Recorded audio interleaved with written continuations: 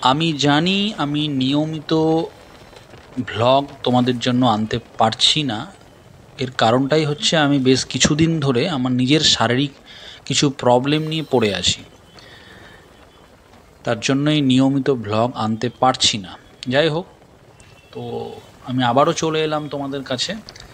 এইটা হচ্ছে ওই মানিকচক বাজারটা ছাড়িয়ে এখন যাচ্ছি আমি সামনের দিকে, মানে মানিকচক ঘাটের দিকে। মানে আমি ওই এরিয়াতে ঢুকেই গেছি, জাস্ট এই রাস্তাটা, এই সোজা রাস্তাটা যেতে হবে। দুপাশে যে যত বাড়ি দেখছো, ডান দিক বাঁ দিক, প্রচুর ঘোষেদের বাড়ি রয়েছে এখানে। এবং দেখতে পাবে তোমরা পাটকাঠি, মানে পাটের চাষ হয়, এবং এখানে কিন্তু প্রত্যেকটা বাড়িতে আমি কম বেশি চোখে পড়লো পাটকাঠি। সামনে কালী পুজো আসছে, পাটকাঠির দরকার। তাছাড়াও পাটকাঠি আমাদের লাগে। হুম। সকালের দিকে হয়তো বৃষ্টি হয়েছিল, তাই জায়গাটা একটু জল জমেছিল। ওয়েদারটা যদিও মেঘলা ছিল, আমি আগেই বলেছি। তো মোটামুটি এখনই পৌঁছে যাব মানিকচক ঘাট, তারপরে বাকিটা দেখা হচ্ছে পরে।